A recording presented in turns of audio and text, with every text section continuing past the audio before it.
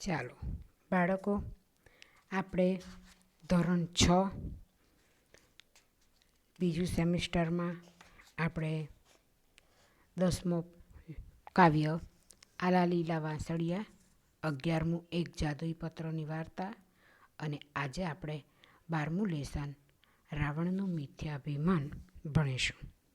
તો બાળ મિત્રો, આ કાવ્ય એ એક કથા કાવ્ય છે, જેમાં પૌરાણિક કથાની આખી વાત, આખો પ્રસંગ રજૂ કરેલો છે.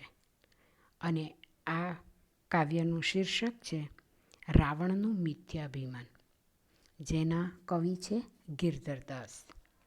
આ ગિરધરદાસનો જન્મ વડોદરા જિલ્લાના માસર ગામમાં થયો હતો. પિતાનું નામ હતું ગરબડદાસ. તેમણે જાણીતા એવા પુસ્તકોમાં ગિરધરકૃત રામાયણ અને રાજસૂય યજ્ઞ, આ બેના જાણીતા પુસ્તકો છે. ગિરધર મૌલિક, કલ્પિત અને ઐતિહાસિક કથાનું તેમણે આલેખન કરેલું છે અને એ રીતે તો કથા નિરૂપણનો નિરાળો એવો રસ ઉત્પન્ન કરે છે તેમના લખાણમાં. તો બાળ મિત્રો, આજે આપણે આ રાવણનું મિથ્યાભિમાન કાવ્ય ભણીશું. હવે આ કવિનો જન્મ 1787માં થયો હતો, અને અવસાન 1852માં થયું હતું. તો ચાલો બાળ મિત્રો, આ કાવ્ય મોઢે કરવાનું નથી, એટલે હું રાગ તમને નહીં કહું અને તમને હું જેમ વાંચતી જઈશ તેમ તમને સમજાવતી જઈશ. તો બાળ મિત્રો, ચાલો તમે દરેક જણા પાઠ્યપુસ્તકમાં ધ્યાન આપજો, આ વિડીયોમાં પણ ધ્યાન આપી શકો છો અને શાંતિથી સાંભળશો. અભિમાન કરીને બોલ્યો તે સમયે રાવણ રાજ, અલ્યા જનક તે શું પણ કર્યું છે, કહે મુજને આજ.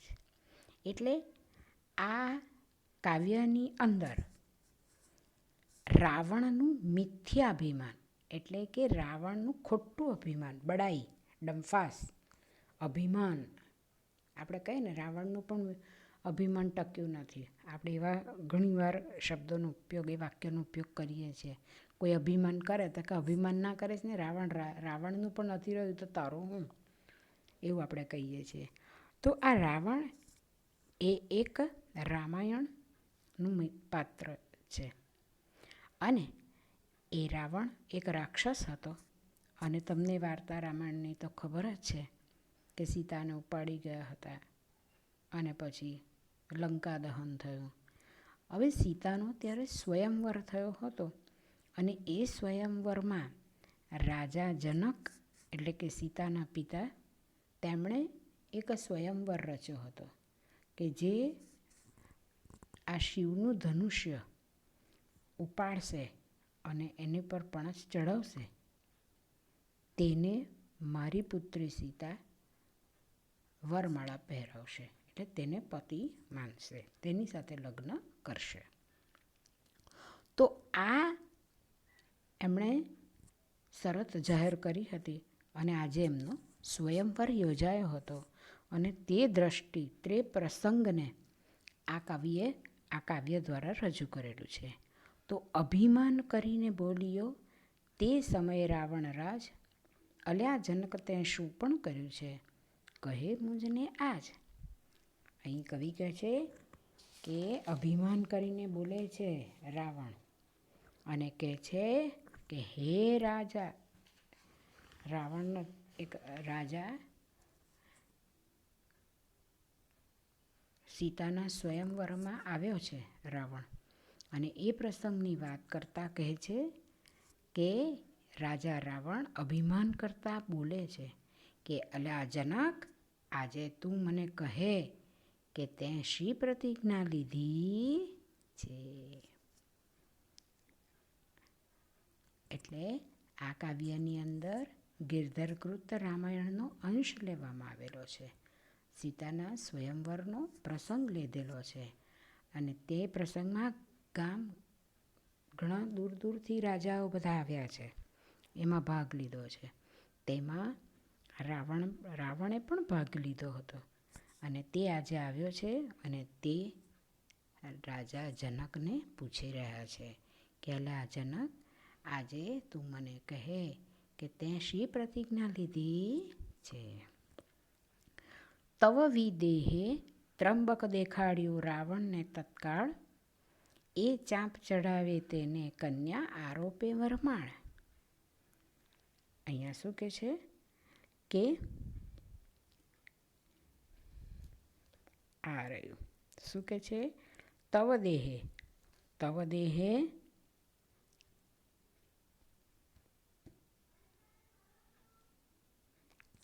એટલે ત્યાં, વિદેહે એટલે જનક રાજાનું એક નામ છે.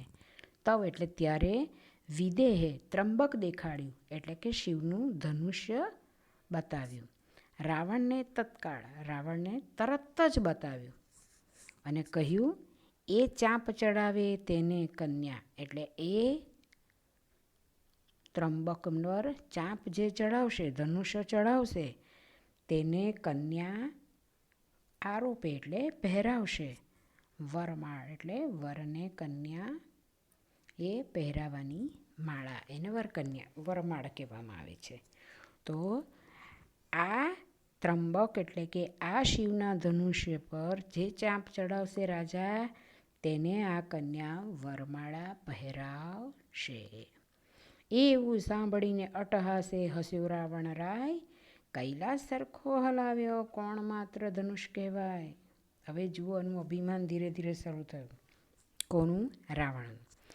આવું એણે જનક રાજાએ વિદેહ એટલે કે જનક રાજાનું એક નામ છે, તેણે આવું કહ્યું એટલે આવું સાંભળીને અટહાસ્ય કર્યું. કોણે? રાવણે કર્યું. અને હસ્યો રાવણ રાય, ખડખડાટ હસવા લાગ્યો રાજા અને કહ્યું કૈલાસ સરખો હલાવ્યો. મેં તો કૈલાસ એટલે કે હિમાલય પરનું એક શિખર, જે શિવનું નિવાસ સ્થાન છે, સરખો હલાવ્યો એટલે કૈલાસ જેવો કૈલાસ પર્વત મેં હલાવી નાખ્યો. કોણ માત્ર ધનુષ કહેવાય? ધનુષ્યની તો શી વિશાત છે. એટલે કહે છે કે મેં કૈલાસ જેવો કૈલાસ પર્વતને હલાવી નાખ્યો, ત્યાં આ ધનુષ્યની શી વિશાત. મેં અમરબંદી વાન કીધા, તું રાવણ બળ્યો સત્ય. શું કૈલાસ પર્વત મેં હલાવ્યો અને દેવોને કેદ કર્યા હતા મેં. હું એક રાવણ સાચો બળવાન છું, મારા જેવું કોઈ બળવાન નથી, એવું કહેવા માંગે છે. એટલે રાવણને ધીરે ધીરે અભિમાન આવે છે કે મારા જેવું કોઈ બળવાન નથી. મેં તો ખડખડાટ કરતા હસતા હસતા બોલે છે કે મેં તો પર્વત જેવો પર્વત, કૈલાસ પર્વતને હલાવી દીધો. તો આ ધનુષ્યની તો શી વિશાત. અને દેવોને તો મેં શું કર્યા? બંદી બનાવ્યા. તો પછી હું તો સાચો બળવાન છું, મારા જેવું બળવાન કોઈ નથી. હવે ધીરે ધીરે બધી વાત કરે છે કે કંદુકની પહેરે. અહીંયા આવ્યા આપણે.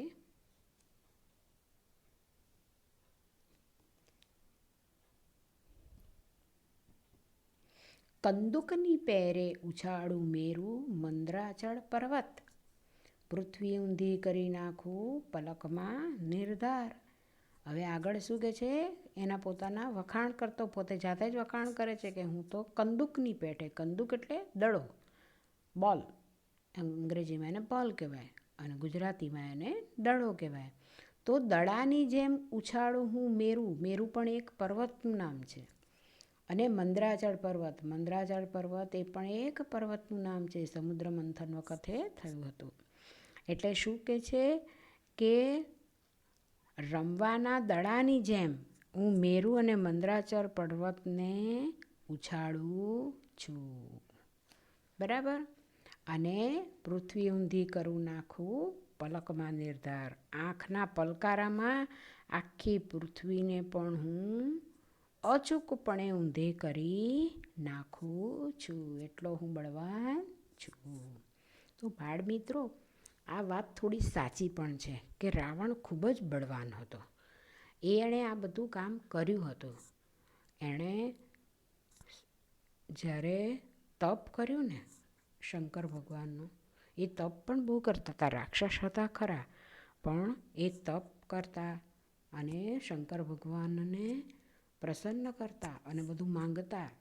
આમ દાનવ હોવાથી આખા દેવો પણ ગભરાઈ જતા કે આ જો તપ કરે અને જો કંઈ શંકર ભગવાન પાસે માંગશે તો શંકર ભગવાન તો કેવા છે, ભોળા છે, અને એ તો આપી દે, તથાસ્તુ કહી દે.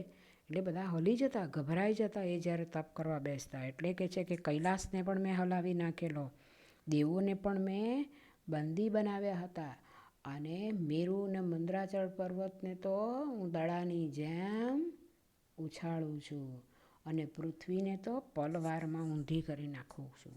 એટલે આ વાત સાચી હતી ખરી, પરંતુ અહીંયા એનું અભિમાન દેખાય છે.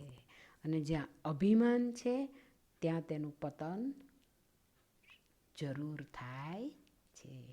એટલે પૃથ્વી ઊંધી કરી નાખવું, પલકમાં નિર્ધાર, એટલે ચોક્કસ સમયે ક્ષણવારમાં હું પૃથ્વીને ઊંધી કરી નાખું એવું મારું બળ છે. બ્રહ્માંડ ચાક ચડાવું તો એ ધનુષના શા ભાર. શું કે છે? ધનુષની સી વિશાળ, હું તો બ્રહ્માંડને પણ ચાક ચડાવી દઉં એટલો બળવાન છું. બ્રહ્માંડ એટલે આખા વિશ્વને કે છે, સારાય બ્રહ્માંડને હું ગોળ ગોળ ફેરવી નાખું તો પછી ધનુષની મારી આગળ શી વિશાળ. એને તો હું પલવારમાં ઉચકીને પણ જ ચડાવી દઈશ. એમ ઘણા વચન બોલી પછી ઉઠ્યો રાવણ રાય. આવું બધું બોલ્યો, ઘણા આવા વચન બોલ્યો, આવા વાક્યો બોલ્યો, અને રાવણ પછી ઊભો થયો. વસ્ત્રાભૂષણ સંભાળીને ધનુષ ભણી તે જાય. વસ્ત્રાભૂષણ એટલે વસ્ત્રો અને આભૂષણ, આ દ્વંદ્વ સમાસ છે. તો વસ્ત્ર અને આભૂષણને સંભાળીને એટલે સરખા કરીને ધનુષ ભણી તે જાય. એટલે ધનુષ જ્યાં મૂક્યું હતું શંકરનું ધનુષ, એને ત્રંબક કહેવામાં આવે છે, અને તેને પાસે તે તરફ જતા હતા. કોણ? રાવણ. ત્યારે સીતાને ચિંતા થઈ, જે રાવણ કરશે કામ. ત્યારે સીતાને એકદમ ચિંતા થઈ કે હાય, હવે આ રાવણ જો આ ધનુષને ઉચકશે તો. સીતા અને રામ તો વિષ્ણુના અવતાર હતા ને, એ તો સીતા એ લક્ષ્મી અને રામ એ વિષ્ણુ હતા. અને એ તો પૃથ્વીલોકમાં રામ અને સીતાનો રૂપ લઈને આવ્યા હતા, એ જન્મ લઈને આવ્યા હતા એવો. એટલે માનવ અવતાર લઈને આવ્યા હતા પૃથ્વી પરનો ભાર દૂર કરવા માટે. કળિયુગમાં જે ખરાબ થતું હતું તેને ઉગારવા માટે આવ્યા હતા. એટલે એમણે જન્મ લીધો હતો મનુષ્યનો અવતાર. એટલે સીતાને તો ચિંતા થાય ને કે હવે જો આ ઉચકશે તો મારે રાવણ મને લઈ જશે, અને એ મને જોઈતું નથી. એટલે ચિંતા કરવા લાગ્યા. પછી શું કે છે કે પછી સ્તુતિ શિવ ઉમિયાતણી કરતા સતી અભિરામ. પછી એટલે ત્યાર પછી, ત્યારે ચિંતા થઈ અને સીતા માતાએ શું કર્યું? સ્તુતિ કરવા માંડી. સીતાને ચિંતા થઈ કે રાવણ જો આ ઉપાડી લેશે તો. તેથી તે મનમોહક સતીએ મનને મોહી લેનારી, અભિરામ એટલે સુંદર, મનને મોહી લેનારી શિવ ઉમિયાતણી સ્તુતિ કરવા લાગ્યા. સતી સીતાએ શિવ પાર્વતીની સ્તુતિ કરી. મહારાજ શિવ સંકટ હરણ રાખજો મારી લાજ. હે સંકટને હરનારા મહારાજ શંકર, મારી લાજ રાખજો. હાલે નહીં રાવણ થકી ત્રંબક તમારું આજ. ત્રંબક શિવનું હતું ને. એટલે શું કે છે? રાવણથી તમારું ત્રંબક હાલે નહીં એવું કંઈક કરજો. મારી લાજ રાખજો. તમારું ત્રંબક ધનુષ્ય આજે રાવણથી સહેજ પણ ખસે નહીં તે જોજો. એમ સીતાના મન તણી ચિંતા જાણે રામે શું કહે છે? રામે સીતાના મનની આ ચિંતા જાણી લીધી. કારણ કે તો વિષ્ણુના અવતાર હતા, ભગવાન હતા. એટલે તેને ખબર પડી ગઈ કે આ સીતા ચિંતા કરવા લાગ્યા છે. તેમણે શું કર્યું? જાણે રામે જાણી લીધી. હવે પાના નંબર 16 ઉપર જુઓ કે કરી વિકટ દ્રષ્ટિ મનુષ્ય ઉપર થયું ગૌરવ તેહ. એટલે રામે શું કર્યું? રામે સીતાની ચિંતા જાણી લીધી. એટલે તેમણે ધનુષ તરફ વેધક નજર, વિકટ દ્રષ્ટિ એટલે તીક્ષ્ણ નજર, વેધક નજર એમ કહી શકાય. એણે કરી અને તરત જ ધનુષ્યને કેવું કર્યું? ગૌરવ તે એટલે ભારે ખમ બનાવી દીધું. એના પર દ્રષ્ટિ પડી એટલે વજન વધી ગયું. કોનું? ધનુષ્યનું. રાવણે આવી બાથ મારી વિષ કરશો ત્યાં. એટલે વિષ કરશો ત્યાં એટલે ત્યાં તેણે રાવણ પાસે આવ્યો ધનુષ્યની, અને એણે રાવણે ધનુષ્યની બાથ ભરી 20 હાથ વડે. 20 ને 10 માથા હતા ને. અને શું કે છે? ત્યાં રાવણે આવીને પોતાના 20 હાથથી ધનુષ્યને ઉંચકવાનો પ્રયત્ન કર્યો. લેશે હાલે નહીં તે ઘણું ભાર ત્રંબકમાં. લેશ એટલે જરાય પણ નહીં, થોડુંક પણ નહીં, હલ્યું નહીં. ઘણો ભાર ત્રંબકમાં હે એટલે કે ધનુષ્યમાં ઘણો ભાર થઈ ગયો. એટલે 20 હાથ વડે ધનુષ્ય ઉંચકવા ગયા પણ ખસ્યું નહીં. હલાવ્યું હલે નહીં ત્યારે પામ્યો મન પરિતાપ.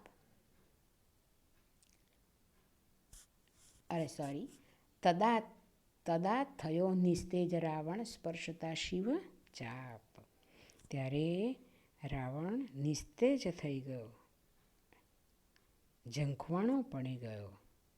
ધનુષ હલાવા ગયો પણ હલ્યું નહીં.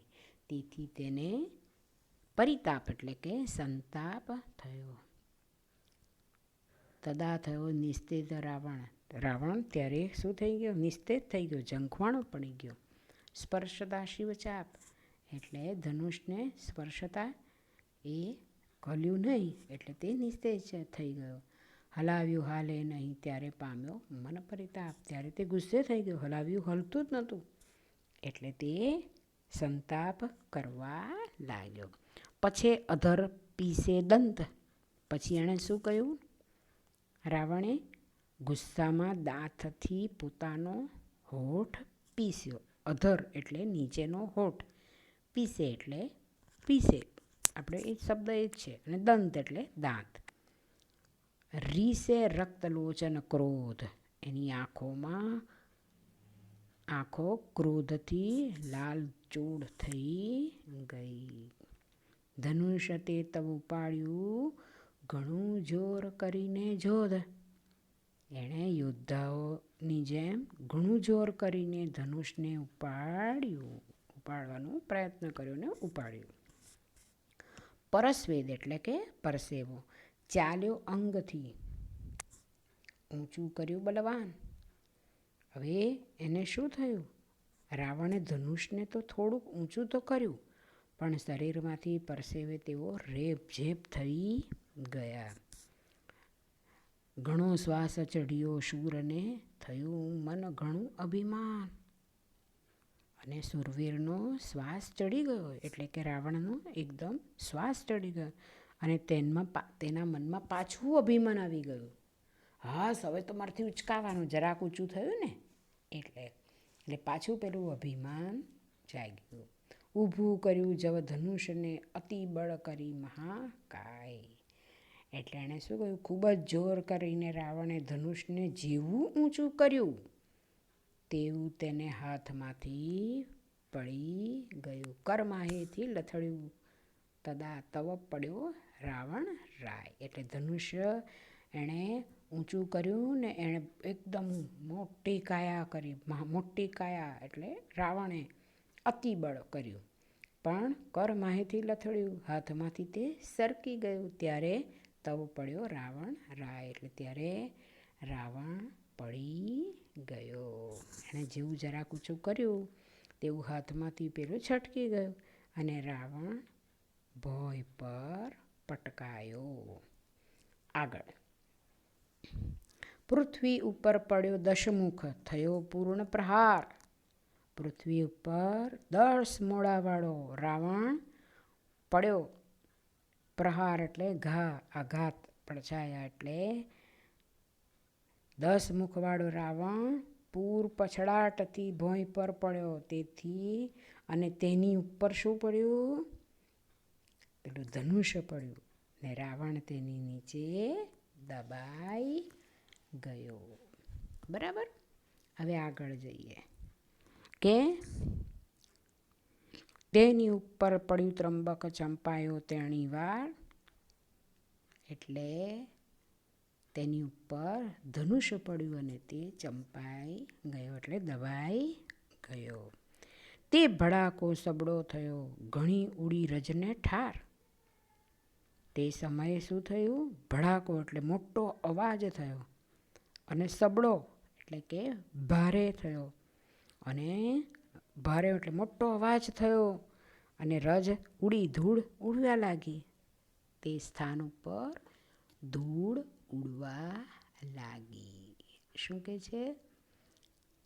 કે જોરમાં દબાકો થયો ને જ્યાં પડ્યો ત્યાં ખૂબ જ ધૂળ ઉડી અને તેના મોંમાંથી લોહી વહેવા લાગ્યું અને તે ખૂબ ઘવાયો. રુધિર ચાલ્યું મુખ થકી. એટલે તેના મોંમાંથી લોહી વહેવા લાગ્યું. કચ્ચર થયો નિર્ધાર એટલે કચડાઈ ગયો. તેના મોંમાંથી લોહી નીકળ્યું અને તે ખૂબ ઘવાયો. પોકાર કરતો બોલ્યો, તમે સુણો સર્વે જન. એ બૂમ પાડીને પોકાર કરવા માટે તે બોલ્યો કે હે સર્વે જનો, તમે સાંભળો. હું દબાયો છું, મને કાઢો થાય પીડા તન. તન એટલે શરીર, પીડા એટલે દુઃખ. એટલે હું દબાયો છું, મને કાઢો. મને મારા શરીરમાં પીડા થાય છે. બરાબર. હવે આગળ ચડીએ. ક્યાં આવ્યા તમને જરાક બતાવી રાખો. બરાબર. હું દબાયો છું, મને કાઢો થાય પીડા તન. મને તનમાં, શરીરમાં પીડા થાય છે. હું દબાયો છું, મને કાઢો. આગળ જઈએ. અરે જનક મુજને કાઢ વહેલો, જશે મારા પ્રાણ. તો કુંભકર્ણ ઇન્દ્રજીત તુજને મારશે નિર્વાણ. શું કરે છે? અરે જનક, મુજને કાઢ વહેલો, મને નીચેથી, ધનુષ નીચેથી કાઢ, વહેલો કાઢ. ને મને મારા જો પ્રાણ જશે એટલે કે હું મૃત્યુ પામીશ, તો કુંભકર્ણ અને ઇન્દ્રજીત. કુંભકર્ણ એટલે રાવણનો ભાઈ અને ઇન્દ્રજીત એટલે રાવણનો દીકરો. એને મેઘનાથ પણ કહેવામાં આવે છે, એનું બીજું નામ છે. તે તને મારશે. તને જરૂર, નિર્વાણ એટલે જરૂરથી મારશે, અવશ્ય મારશે તને. જો હું મરી જઈશ તો, હું મૃત્યુ પામીશ તો. એટલે ફરી એકવાર કહી દઉં કે પોકાર કરતો બોલ્યો, તમે સુણો સર્વે જન. હું દબાયો છું, મને કાઢો થાય પીડા તન. અરે જનક, મુજને કાઢ વહેલો, જશે મારા પ્રાણ. તો કુંભકર્ણ ઇન્દ્રજીત તુજને મારશે નિર્વાણ. એટલે કે પોકાર કરતો બોલ્યો રાવણ કે હે સર્વજનો, તમે સાંભળો. હું દબાયો છું, મને કાઢો, મારા શરીરમાં પીડા થાય છે. હે રાજા જનક, મને ધનુષ્યની નીચેથી જલ્દી બહાર કાઢ, નહીં તો મારા પ્રાણ જશે. અને પ્રાણ જશે તો કુંભકર્ણ અને ઇન્દ્રજીત તને જરૂર મારશે. બરાબર. આગળ જઈએ કે પૂરભંગ કરશે અસુર તારું લેશે, તારું પૂરભંગ કરશે અસુર તારું લેશે મારું વેર. શું કહે છે? પૂરભંગ, પૂર એટલે નગર, એટલે તારા નગરનો નાશ કરશે કોણ? આ રાક્ષસો, અને મારું વેર લેશે. પામું નવો અવતાર જો જાઉં જીવતો મુજ ઘેર. એટલે શું કહેશે? રાક્ષસો તારા નગરનો નાશ કરશે અને મારું વેર લેશે. જો હું નવો અવતાર પામીશ તો જીવતો ઘરે જઈ શકીશ. એમ તે સમય ચંપાયો રાવણ, થયું દુઃખ અપાર. આ રીતે એ વખતે રાવણ ધનુષ નીચે જ્યારે દબાયો ત્યારે તેને ખૂબ જ દુઃખ થયું. પૃથ્વી પર પડ્યો નિશિચર, કરે મુખ પોકાર. પૃથ્વી પર પડ્યો એ રાક્ષસ, નિશિચર એટલે રાક્ષસ. રાક્ષસ મુખથી પોકાર કરી રહ્યો હતો. પોકાર કરતો મુખે રાવણ પીડા પામે તન રે. એટલે રાવણ મુખેથી પુકાર કરે છે અને શરીરમાં અસહ્ય પીડા થાય છે. ત્યારે સર્વ સભા સાંભળતા બોલ્યા જનકરાય વચન રે. તે વખતે ભરી સભા સાંભળે એમ જનકરાય બોલ્યા. અહીંયા આપણું સમજૂતી પૂરી થાય છે. એટલે અહીંયા કાવ્ય આપણું પૂરું થાય છે. એટલે બધા સાંભળતા હોય એમ છેલ્લે જનક રાજા બોલ્યા. આમ આ કાવ્યની અંદર આપણને રાવણનું એક મિથ્યાભિમાન એટલે ખોટું અભિમાન જોવા મળે છે. એટલે આ કાવ્યની અંદર ત્રંબક નામનું જે ધનુષ્ય મૂક્યું હતું શિવજીનું, એ જનક રાજાના દરબારમાં મૂક્યું હતું. કેમ?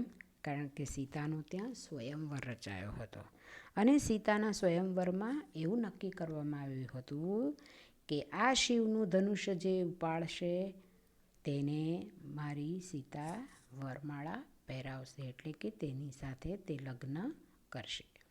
તેવા સમયે લંકાનો રાજા રાવણ પણ સીતાના સ્વયંવરમાં હાજર રહ્યો હતો અને પોતાના બળનું અભિમાન આવી ગયું. તે રૂઆભેર ધનુષ્ય પાસે ગયો અને ધનુષ્ય ઉપાડ્યું. આ માટે ખૂબ જ પ્રયત્નો કર્યા અને જરાક ઊંચું થયું એટલે એને વધુ અભિમાન આવી ગયું. અને અભિમાન કોઈનું રહેતું નથી. એટલે જેવું ઉપાડવા ગયો એટલે હાથમાંથી ધનુષ્ય સરકી ગયું અને તેના પર પડ્યું અને ધનુષ્ય તળે રાવણ દબાઈ ગયો. તેની ભારે ફજતી થઈ. એ પ્રસંગનું કવિએ અહીં આ કાવ્યમાં સુંદર રીતે વર્ણન કરેલું છે. એટલે આ કાવ્યનું ભાવાર્થ પણ તમે સમજી ગયા હશો અને આ પાઠમાં પણ તમને આ કાવ્યમાં તમને સમજ પડી ગઈ હશે હું માનું છું. ના સમજ પડે તો તમારે મને પૂછવાનું. તો ચાલો બાળમિત્રો, હવેના ભાગ 2ની અંદર આપણે સ્વાધ્યાયના અભ્યાસના પ્રશ્નો કરીશું. તમારે શબ્દ સમજૂતી લખી લેવાની અને ભાષા સજ્જતામાં વાર્તા લેખન એટલે કે વાર્તા કઈ રીતે લખાય તે વિશે સમજ આપી છે. તે હું તમને થોડુંક સમજાવી દઉં કે વાર્તા સૌને સાંભળવીને વાંચવી ગમે છે. વાર્તા રસ માણવાની માણસને મજા આવે છે.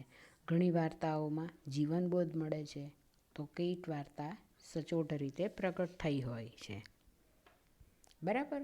એટલે વાર્તા સાંભળવી બી ગમે. તમે ક્લાસમાં ઘણીવાર વાર્તા કરતા હોય, ચોપડીમાં વાંચતા હોય, પરંતુ રસ જમાવે તેવી રીતે વાર્તા કહેવાનું કે લખવાનું બધાને ફાવતું હોતું નથી. તેથી વાર્તા લખવાના મહાવરો જરૂરી છે. મહાવરો એટલે પ્રેક્ટિસ. વાર્તાની લખવા માટેની પ્રેક્ટિસ હોવી જરૂરી છે અને તે માટે વાર્તા લેખનમાં જરૂરી એવા પાસા સમજવા જરૂરી છે. અને એ પાસાના આધારે એટલે કે મુદ્દાના આધારે વાર્તાઓ લખવી જોઈએ. આમ વાર્તા લખવા માટે સ્વતંત્રપણે વાર્તા લખી શકાય છે. તો એના મુદ્દા જુઓ કે વાર્તા લખવા માટે આપણે કઈ કઈ બાબતનું ધ્યાન રાખવું જોઈએ. તો પહેલું છે, પાના નંબર જુઓ 18 પર, કે આપેલા મુદ્દાઓને માત્ર જોડવાના નથી, દરેક મુદ્દાનો કલ્પનાની મદદથી વિસ્તાર કરવો જોઈએ. એટલે કે તમે કોઈ પણ વાર્તાના મુદ્દા આપ્યા હોય ને મુદ્દા પરથી વાર્તા લખો એમ કે તો મુદ્દાને જ ખાલી બેઠા ઉતારવાના નહીં, પણ જે મુદ્દા આપ્યો તેના પર વિચાર કરવાનો, તેની કલ્પના કરવાની, એને પછી એનો વિસ્તાર કરવાનો.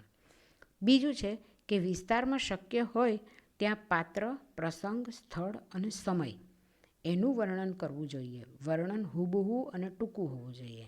એટલે વાર્તાની અંદર આપણે પાત્રો પણ વ્યવસ્થિત હોવા જોઈએ, પ્રસંગ પણ અનુરૂપ, સ્ટેપ બાય સ્ટેપ, એક થાય બીજું થાય, એને સાંકળ એકબીની સાથે બીજી જોડાયેલી હોવી જોઈએ, પછી ગમે તેવી નહીં. અને સ્થળ અને સમયનું વર્ણન પણ હુબહુ હોવું જોઈએ.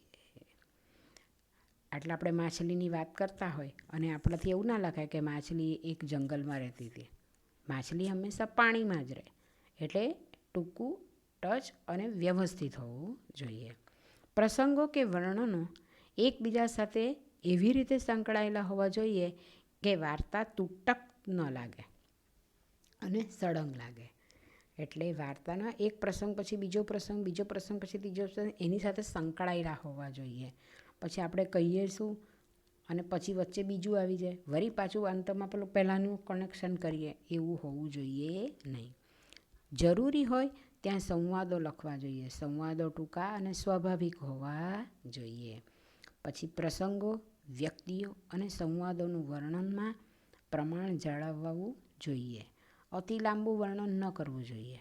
એટલે બધી લાંબી લાંબી વાતો નહીં, ટૂંકું, ટચ અને વ્યવસ્થિત. અને સંવાદો પણ ચોટદાર હોવા જોઈએ.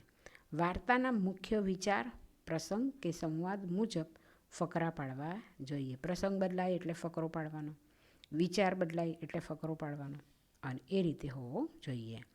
વાર્તાનો અંત એ વાર્તાના હેતુને સ્પષ્ટ કરતો હોય એ રીતે બંધ બેસતો હોવો જોઈએ. અને 8મું છેલ્લું છે કે વાર્તાને યોગ્ય શીર્ષક આપવું જોઈએ.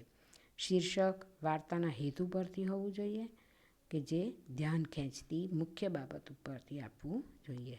અને શીર્ષક પણ કેવું હોવું જોઈએ? ટૂંકું હોવું જોઈએ.